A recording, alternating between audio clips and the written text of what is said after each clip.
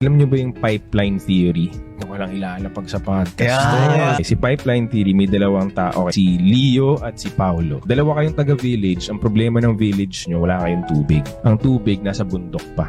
Akit pa ng bundok. Dalawa kayong malakas na lalaki, pero si Leo mas malakas, mas malaki yung katawan niya. Si Paolo medyo mas sharp sa utak kasi lumaki siyang payat eh. So kailangan mas madiskarte siya. Ikaw kasanay ka sa lakas eh. So ngayon, pareho kayo nagnegosyo, tayo kayo ng supply ng tubig. Akit kayo dun sa bundok, kuha kayong tubig, tapos bababa niyo yung tubig, bebenta nyo. Ikaw, mas malakas ka, so laging mas marami kang kinikita araw-araw dahil mo nabubuhat eh. Si Paolo naman, naisip niya, what if kumuha lang ako ng just enough na tubig, tapos tuwing aakit ako, unti-unti ko i-build yung pipe mula sa bundok, pababa dun sa village namin. Months go by, ganun lang ginagawa. Okay, sakto lang kinikita ni Paolo. Ngayon, si Leo naman, dami kinikita. Every weekend, punta siya sa bar, live the life. Dahil yung pera pumapasok eh, di ba? After months, sumasakit na yung katawan. Medyo sumasakit na yung kasukasuhan niya. Araw-araw siya nagbubuhat eh. Si Paolo naman, malapit na niya ma-build yung pipeline niya. Patapos na siya. Ang ending, ang nangyari, nagkasakit, di na siya makapagbuhat. Di na siya makapagbuhat kasi for years, buhat siya ng buhat, sira na yung katawan niya. Ngayon, on the other hand, si Paolo naman, tapos na yung pipeline niya.